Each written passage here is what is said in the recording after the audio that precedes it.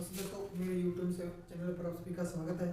तो मेरा मेवाड़ इतिहास का पार्ट फर्स्ट आपने कल देखा ही होगा, जिसमें हमने जहाँ से मेवाड़ के उत्पत्ति से लेके उसके जो राजधानियाँ हुई थी उसके झंडे के बारे में, जो कवियों ने उनके बारे में जिसके कवियों ने उनके बारे में व्याख्या की थी कि उनका मेवाड़ की उत्पत्ति कैसे हुई, उनके वो अपने आप को क्या मानते थे, उनके झंडे के बारे में क्या मानते थे। आज हम पढ़ेंगे मेवाड़ का कर्मठ इतिहास, मतलब कि पहले राजा 9 महाराज थे, वहाँ से पढ़ेंगे। तो मेवाड़ के पहले शासक या महाराजा कौन थे? या वत्स किसका था? गुहिल गुहिल शिलादित्य सिसोदिया या शिला गुहिल गिलौद का। ये मेवाड़ के पहले शासक थे, या जिसे मेवाड़ के स्थापक जिसे मेवाड़ के स्थापक मूलपुरुष या आदिपुरुष कहा जाता है। लेकिन मेवाड़ के स्थापक आदिपुरुष या मूलपुरुष किसे कहा जाता है? महाराजा गुहिल को कहा जाता है, जिनका कार्यकाल था 566 ईस्वी में। उनका कार्यकाल 566 ईस्वी में उन्होंने अपना कार्यकाल किया था। उनके माता का नाम था पुष्पावती था, उनके पिता का नाम महाराजा शिलादित्य था, जो किसके शासक थे? गुजरात के शासक थे। गुजरात के शिलादित्य के बारे में आपको आगे बताऊंगा। तो मेवाड़ शासनकाल की शुरुआत कहाँ से हुई? हर कोई नहीं बता पाता कि मेवाड़ शासनकाल की शुरुआत कहाँ से हुई। कोई वंश से कह देता है, कोई कैसे बता देता है। फिर गोहिल वंश से पहले भी कोई शासक हुआ, वो किसकी संतानें थी, वो किसके पुत्र थे, तो उसके बारे में मैंने आपको यहाँ पर बताया हुआ है कि जो मेवाड़ के पहले शासक थे, जो उनके दादा परदादे थे, तो वहाँ से स्टार्ट करते हैं कि मेवाड़ की शुरुआत असल में हुई कहाँ से। तो असल में महाराजा जो सूर्य के पुत्र थे, विश्वावास थे, जो सूर्य के पुत्र थे, उनके पुत्र हुए थे बाद में भगवान दशरथ। कौन हुए थे? भगवान दशरथ हुए थे। भगवान दशरथ के बेटे हुए थे भगवान राम हुए थे। रामायण तो आपने देखी होगी, सबने देखी होगी, उसमें सबको पता होगा कौन कौन दशरथ भगवान के बारे में जानते हैं, भगवान राम के बारे में जानते हैं। उनके 2 बेटे थे, भगवान राम के 2 बेटे थे, लव और कुश थे। ठीक है, यहाँ तक हो गया। और कुश की 108वीं वंश कुश का जो 108वीं पीढ़ी कौन था? विजयगुप्ता। विजयगुप्ता 8 वंश, ठीक है, विजयगुप्ता। यहाँ तक हो गया। तो ये थे उनके मेवाड़ की शुरुआत कहाँ से हुई थी, उनके पूर्वज कौन थे? तो ये सूर्य पुत्र विश्वामित्र से उनकी शुरुआत हुई थी। इससे आगे चलते महाराजा भगवान राम के पुत्र थे कुछ, उनके 8वीं संतानें थी मेवाड़ की, वहाँ से हुई थी। तो विजयगुप्त ने, ठीक है, तब वहाँ के उन सभी की राजधानी कौन सी थी? अयोध्या थी। तो मैं विजयगुप्त अयोध्या छोड़कर पश्चिमी राजस्थान में आकर, मतलब कि गुजरात में आकर वहाँ पर आकर अपना शासक किया। वहाँ पर उन्होंने वल्लभी नगर बसाया। वल्लभी नगर कहाँ पर है? गुजरात में वल्लभी नगर बसाया। और इनकी विजयगुप्त की एक छठा वंश था विजयगुप्त का। आगे छठा वंश की छठी पीढ़ी थी, वो थी महाराज शिलादित्य थे, जो थे महाराजा गुहिल के पिता। आपको पता लग गया कि कहाँ से शुरुआत हुई थी, कौन किनका पुत्र था, उनके बाद क्या हुआ। भगवान राम हुए, कुछ हुए, उसके विजयगुप्त अयोध्या छोड़कर, जब इनकी भगवान राम की राजधानी अयोध्या थी, वह अयोध्या से छोड़कर पश्चिमी राजस्थान में आ गए। पश्चिमी राजस्थान में आकर उन्होंने गुजरात बसाया। गुजरात में उन्होंने वल्लभी नगर बसाया। वल्लभी नगर में उनकी छठी वंशज हुए शिलादित्य ने शिलादित्य के बेटे थे हुई, जो कि मेवाड़ राज्य के मूल पुरुष या आदि पुरुष कहा जाते हैं। ठीक है, शासक कौन थे? महाराजा शिलादित्य थे। शिलादित्य कहाँ के शासक थे? गुजरात के शासक थे, जिनका विवाह अबू नरेश जो राजस्थान के अबू नरेश के परमार वंश के महाराज थे, उनकी पुत्री थी कौन सी? पुष्पावती थी। उनसे उनका विवाह हो गया था। ठीक है, उसके बाद हो गया था उनके एक में कहानी शिलादित्य और पुष्पावती की इनके बारे में कहानी है, जो मैं आज सुनाता हूँ आपको। कि कहा जाता है कि ना पुष्पावती और शिलादित्य की 6 बेटियां थी। तो 6 बेटियां थी और उनको कोई पुत्र नहीं था। तो पुष्पावती और शिलादित्य ने पुत्र प्राप्ति के लिए शिलादित्य को शिलादित्य के पिता के घर पर अबू भेज दिया था।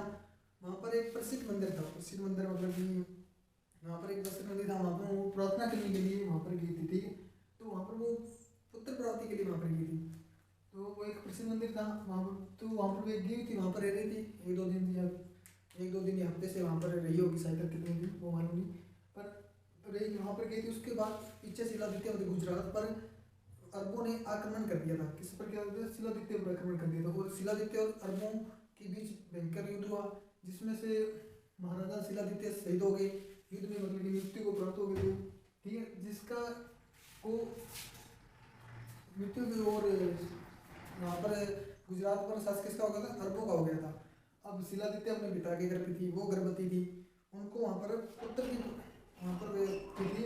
तो मेवाड़ में 3 प्रथाएं थी कि या मृत्यु की पिता की पति की मृत्यु के बाद वह पति के साथ सती होती थी। और दूसरी प्रथा थी कि यदि वो महिला गर्भवती है तो वह अपने पति के साथ सती नहीं होगी, और सती नहीं हो सकती है तो वह अपने पिता के साथ वहाँ पर अपने मायके में नहीं रह सकती थी। वहाँ उनको मेवाड़ में ये प्रथा थी, तीसरी प्रथा भी ये थी कि वह मृत्यु के बाद वह सती नहीं होगी तो वह उसको अपने पिता का घर छोड़ के कहीं और पर जाकर रहना पड़ता था। तो पुष्पावती वहाँ से गर्भवती थी और वो सती नहीं हो पाई थी, इसलिए वह वहाँ से चली गई थी, ठीक है, वो गर्भवती थी। उसके बाद में वहाँ पर वो जाती है वीरनगर, जाते हैं वीरनगर में उनको कमला देवी ब्राह्मणी थी वो, जो वहाँ उनको मिलती है, तो उनको एक आश्रम में रहती है, उनको वहाँ पर आश्रय दिया था।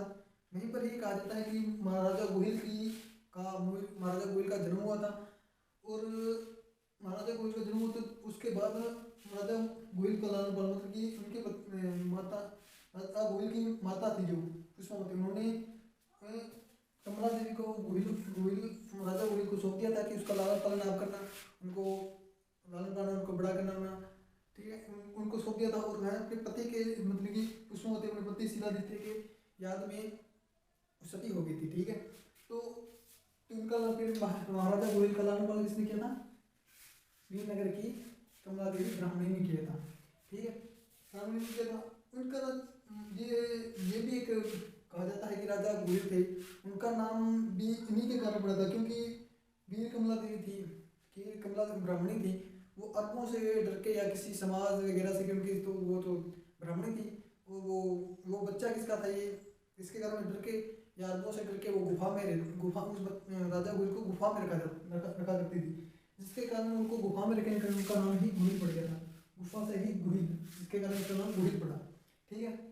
ये तो हो गई उनकी कहानी, ठीक। उसके बाद राजा गोहिल की वंश की जो प्रमाण मिलते हैं वो 1869 में आगरा के निकट 2000 सिक्के से अधिक चांदी के व 9 तांबे के सिक्के गड़े हुए प्राप्त हुए थे, जिस पर लिखा होता श्री गोहिल, मतलब कि सिक्के एक तरफ लिखा था चांदी के सिक्के थे, उस पर लिखा था श्री गोहिल लिखा था दोनों तरफ, तो ये एक प्रमाण हो गया, ठीक है।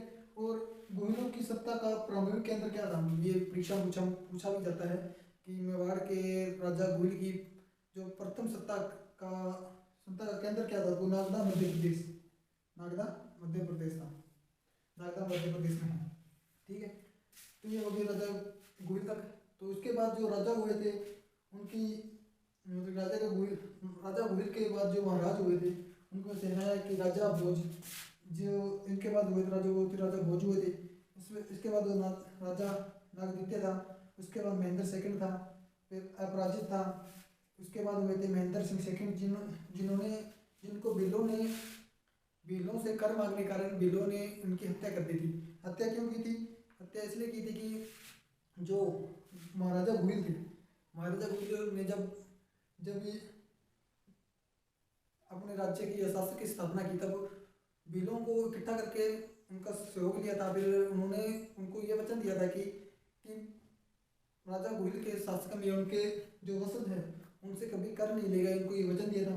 तो जिसके कारण बाद में महेंद्र सिंह ने उनकी ये जो शर्त थी या जो उनको वचन दिया होता वो तोड़ के राजा भीलों से कर लिया था, जिसके कारण भील हैं जो क्रोधित हो गए थे इनसे, तो उन्होंने सब इकट्ठे होकर महेंद्र सिंह सेकंड की मृत्यु कर दी थी। और उसके बाद हुए थे महाराजा बप्पा राव या काल भोज, ये थे 734 से 753 तक इनका कार्यकाल था, इनके बारे में आप पढ़ेंगे। तब गुइलवंश के शासक के बाद जो इतने राजा हुए थे, महेंद्र सिंह सेकंड के पुत्र थे काल भोज, तो काल भोज का कार्यकाल पढ़ेंगे। तो महाराजा काल भोज या बप्पा रावल, महाराजा बप्पा रावल, इनका कार्यकाल था 734 से 753 ईस्वी तक था। ठीक है, ये मेवाड़ के प्रथम ताजवर शासक थे।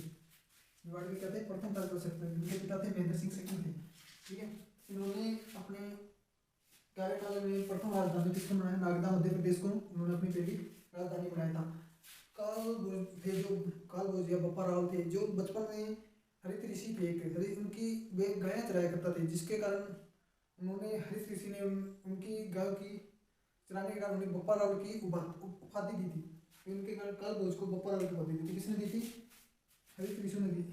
ऋषि ने दी थी उनकी गायों ज़्यादा। और उनकी जो गायें थी, उनको चुराने के लिए अरबों से कुछ सेनापति आए थे, उनके गायों को छीन के ले जाने, उनकी रक्षा की थी काल भोज ने। तो इसलिए हरीश ऋषि ने काल भोज को बप्पा रावल की उपाधि दी थी।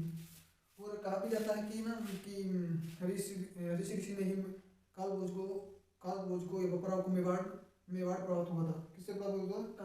कहा जाता है किताबों में सुना भी हमने, क्या जाता है। ठीक है, इसके बाद बप्पा रावल के निर्माण कार्य, मतलब कि काल भोज या बप्पा रावल थे, उन्होंने अपने कार्यकाल में कौन कौन से मंदिर बनाए, कौन सी स्थापना की है। तो उसमें से पहले थी एकलिंगनाथ जी, जो मेवाड़ के कुल देवता है। एकलिंगनाथ जी का मंदिर बनाया। एकलिंगनाथ जी ये कहाँ पर है?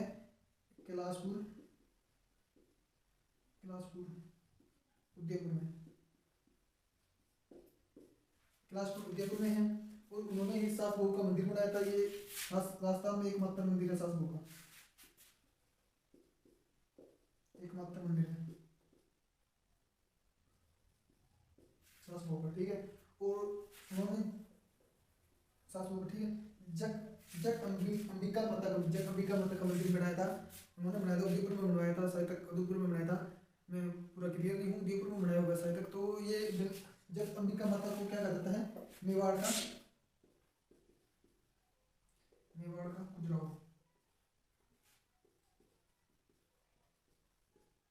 कहा जाता है। किसे कहते हैं?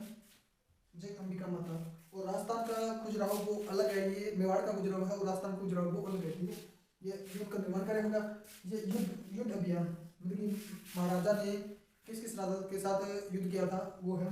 तो बप्पा रावल ने 734 में चित्तौड़गढ़ दुर्ग का निर्माण, चित्तौड़गढ़ दुर्ग पर आक्रमण करके चित्तौड़गढ़ दुर्ग जीत लिया था। और ये मेवाड़ के प्रथम शासक थे, जिन्होंने जो मेवाड़ के प्रथम शासक बने थे, चित्तौड़गढ़ दुर्ग के प्रथम शासक बने थे।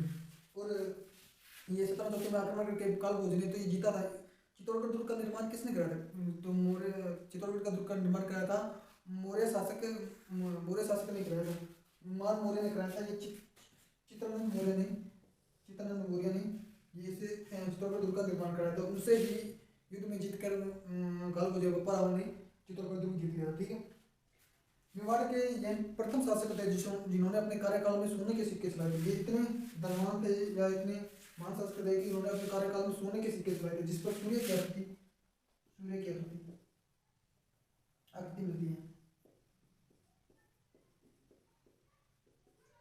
सूर्य की आकृति होती है। और उनका जो अभी तक का एक सिक्का मिला है वो अजमेर से प्राप्त हुआ था। वो उत्खनन के साथ हुआ था, जिसको सूर्य की आकृति लिखा हुआ है। वो एक बार बप्पा रावल या एकलिंगनाथ जी की प्रतिमा बनी हुई है।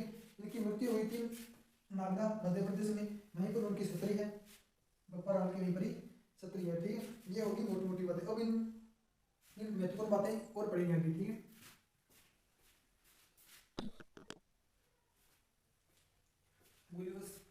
बप्पा रावल की जो मोटी मोटी बातें थी वो होगी। उसके बाद बप्पा रावल की महत्वपूर्ण बातें जो हमने पीछे पढ़ा था, वो उनके बप्पा रावल के कार्यकाल की कुछ बातें थी। उनका जन्म, मृत्यु, उनके माता पिता, उनका कार्यकाल थे। उसके बाद ये बप्पा रावल की कुछ महत्वपूर्ण बातें हैं जो किताबों में से मिलती है। जैसे बप्पा रावल को गुइलवंश का वास्तविक संस्थापक मानते हैं, जो इम्पोर्टेंट है। कई बार परीक्षा में पूछा भी जाता है, मेवाड़ का वास्तविक संस्थापक गुइलवंश का वास्तविक संस्थापक से माना गया, तो बप्पा रावल को माना गया था।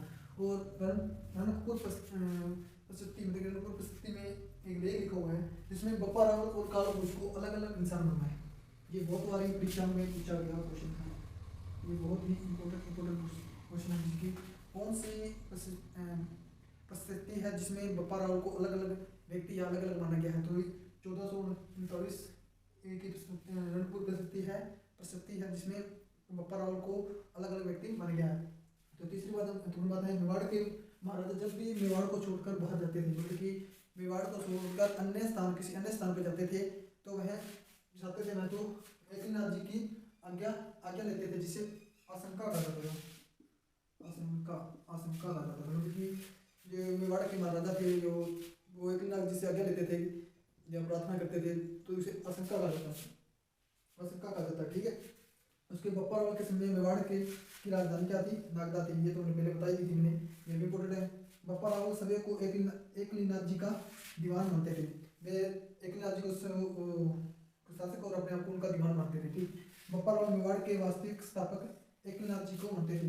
तो बप्पा रावल थे जो वो मानते थे कि ना मेवाड़ के वंशज की स्थापना बप्पा एकनाथ जी ने की थी। ये मेवाड़ के शासक बप्पा रावल मानते थे। तो ये आज तक इनसे पढ़ेंगे, कल आगे से पढ़ेंगे इनके शासक अलग इनके उत्तराधिकारी से उनसे स्टार्ट करेंगे।